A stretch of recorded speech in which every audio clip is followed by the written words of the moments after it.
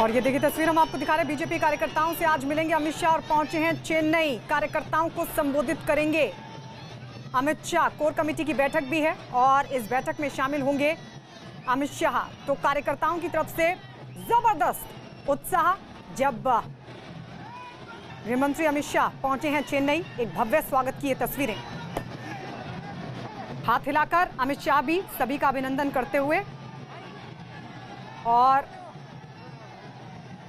ये देखिए दोनों तरफ रोड के इस पार भी और उस तरफ भी बड़ी संख्या में जो कार्यकर्ता हैं वो पार्टी का झंडा लिए हाथों में खड़े हैं और अमित शाह के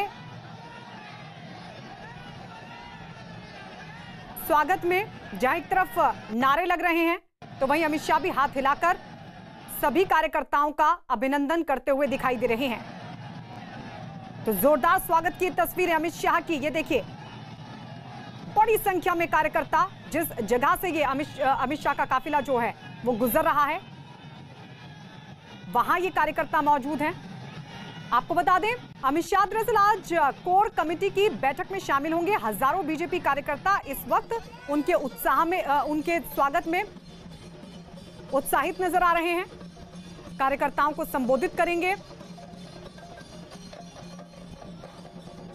विक्रांत हमारे सहयोगी इस वक्त हमारे साथ जुड़ गए हैं। विक्रांत, चेन्नई पहुंचे अमित शाह और क्या जानकारी उनके कार्यक्रम के बारे में?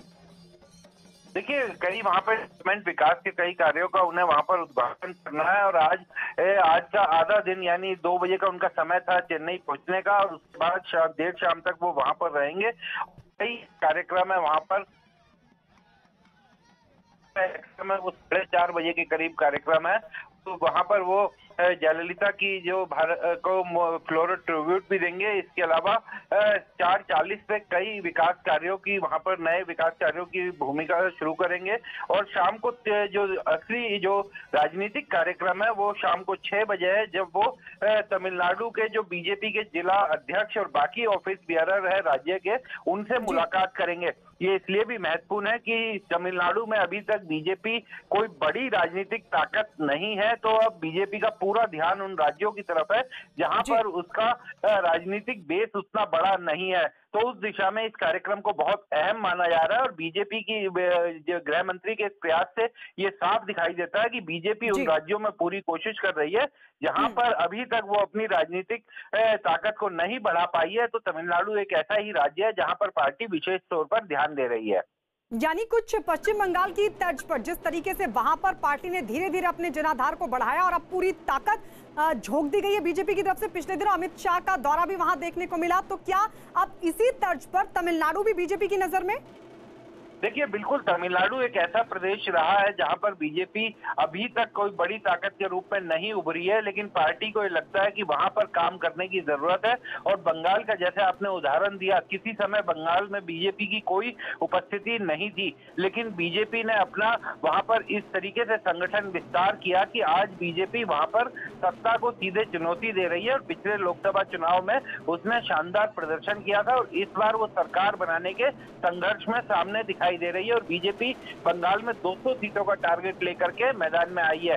तो इसी माफ कीजिएगा, इसी तरह से बीजेपी अब दक्षिण की तरफ भी अपना रुख किए हुए और दक्षिण में खास तौर से क्योंकि तमिलनाडु एक ऐसा राज्य है जहां पर बीजेपी कभी भी कोई बड़ी ताकत नहीं रही है और लोकसभा और विधानसभा दोनों ही चुनाव में कोई बहुत बड़ी सफलता कभी बीजेपी को वहां पर नहीं मिली है। इसलिए बीजेपी को लग रहा है कि अब इस तरह के राज्यों में भी अपना संगठन विस्तार करना होगा, क्योंकि अगर पैन इंडिया पार्टी के रूप में बीजेपी अपने आप को दिखाती है और क्योंकि दुनिया की सबसे बड़ी पार्टी है, तो कोई ऐसा राज्य अछूता नहीं रहना चाहिए, पार्टी को ऐसा लगता है।